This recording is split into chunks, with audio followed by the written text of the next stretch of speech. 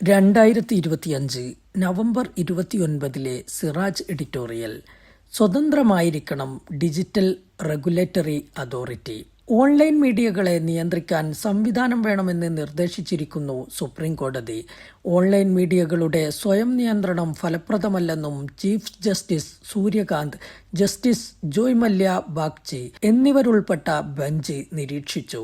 വിദ്വേഷ പ്രചാരണം, അപകീർത്തികരവും രാജ്യതാൽപര്യത്തിനു വിരുദ്ധവുമായ പോസ്റ്റുകൾ, അശ്ലീല ഉള്ളടക്കം തുടങ്ങി സമൂഹത്തിനും രാജ്യത്തിനും ഹാനികരമായ പോസ്റ്റുകൾ വർദ്ധിച്ച സാഹചര്യത്തിലാണ് കോടതിയുടെ ഇടപെടൽ.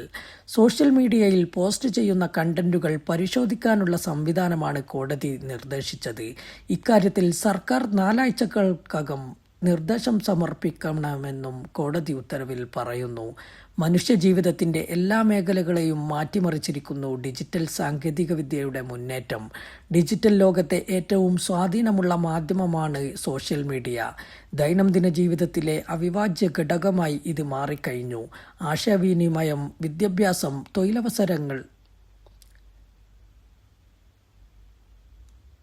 തൊഴിലവസരങ്ങൾ കണ്ടെത്തൽ, ബിസിനസ്, വിനോദം തുടങ്ങി ജനജീവിതവുമായി ബന്ധപ്പെട്ട മിക്ക ആവശ്യങ്ങൾക്കും ആളുകൾ ഇന്ന് ആശ്രയിക്കുന്നത് ഓൺലൈൻ സംവിധാനങ്ങളെയാണ്.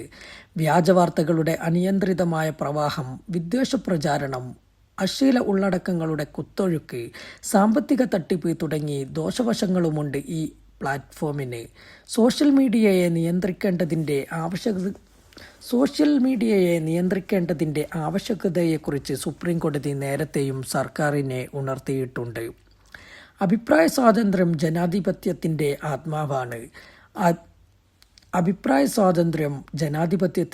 ആത്മാവാണ്. ഭരണഘടന അഭിപ്രായ സ്വാതന്ത്ര്യത്തെ മൗലികാവകാശങ്ങളിൽ ഉൾപ്പെടുത്തിയിട്ടുമുണ്ട്. ഈ സ്വാതന്ത്ര്യം അനിയന്ത്രിതമായ ഇടങ്ങളിൽ സമൂഹത്തെയും രാഷ്ട്രത്തെയും ദോഷകരമായി ബാധിക്കുന്ന അപകടാവസ്ഥയിലേക്ക് നീങ്ങാൻ സാധ്യതയുണ്ട്. സോഷ്യൽ മീഡിയ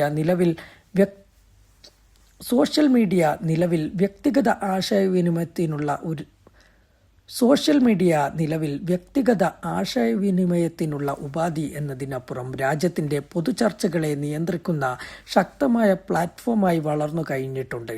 ഇത്തരം ചർച്ചകൾ ജനാധിപത്യ സംവിധാനത്തിൽ അനിവാര്യമാണെങ്കിലും അത് രാജ്യത്തിന്റെ സുരക്ഷയ്ക്കും സമൂഹങ്ങളുടെ കെട്ടുറപ്പിനും ഐക്യത്തിനും അഖണ്ഡതയ്ക്കും വിഘാതമായിരിക്കാൻ നിയന്ത്രണങ്ങൾ കൂടിയേ തീരൂ. അതേസമയം നിയന്ത്രണം തീർത്തും നിഷ്പക്ഷവും സ്വതന്ത്രവുമായിരിക്കണം. ഭരണഘടന ഉറപ്പു നൽകുന്ന അഭിപ്രായ സ്വാതന്ത്ര്യത്തെ ദോഷകരമായി ബാധിക്കുന്ന തരത്തിലാകരുത്. അഥവാ മാധ്യമ സെൻസർഷിപ്പായി മാറരുത്.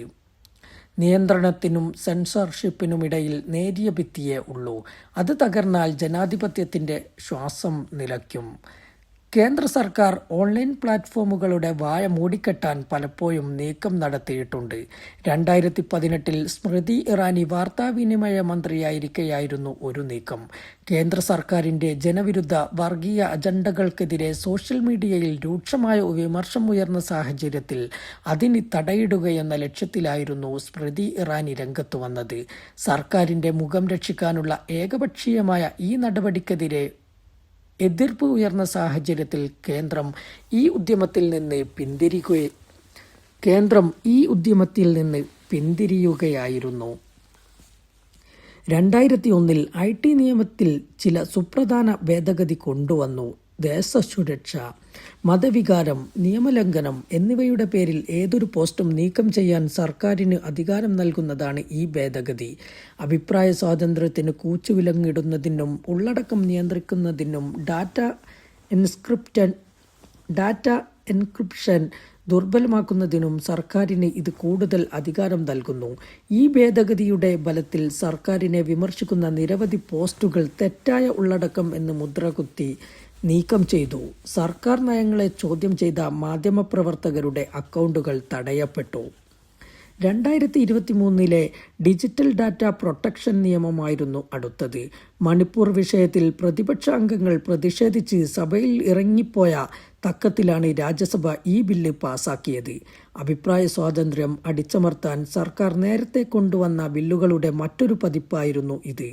ദേശീയ തലത്തിൽ ദേശീയ തലത്തിൽ ഡാറ്റാ സംരക്ഷണ ബോർഡിന് രൂപം കൊടുക്കാൻ വ്യവസ്ഥ ചെയ്യുന്നതാണ് ഈ ബില്ല്. കേന്ദ്ര സർക്കാരിൻ്റെ ദയാവായ്പിൽ മാത്രം പ്രവർത്തിക്കുന്നതാണ് ബോർഡ്. ശരിയായ ഒരു വിവര സംരക്ഷണ ചട്ടക്കൂടിന് അനിവാര്യമായ സ്വയംഭരണാധികാരം ബോർഡിന് നൽകുന്നില്ല. മാത്രമല്ല, ബോർഡ് അധ്യക്ഷൻ, അംഗങ്ങൾ എന്നിവയ്ക്ക്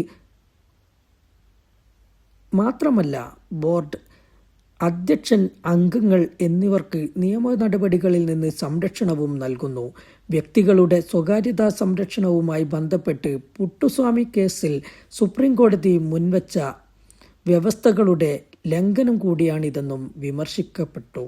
ഓൺലൈൻ പ്ലാറ്റ്ഫോമുകളിലെ വിദ്വേഷ പ്രചാരണങ്ങളെയും അശ്ലീല ഉള്ളടക്കങ്ങളെയും നിയന്ത്രിക്കാൻ സംവിധാനം വേണമെന്നത് തർക്കമറ്റ വിഷയമാണ്.